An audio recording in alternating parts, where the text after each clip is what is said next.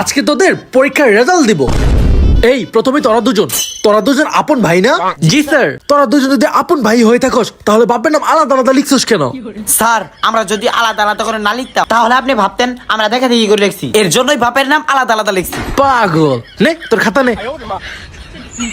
Mister Atik, তুই পাইছস 00।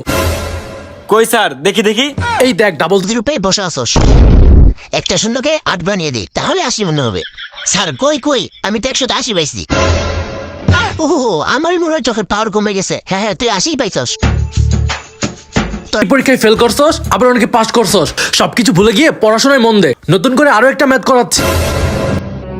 আপনি খালি আমাদের জ্বালান, মাথাতে খাচ্ছি।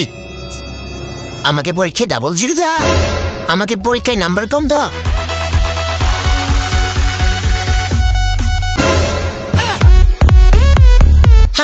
আমাকে ঢিল মারা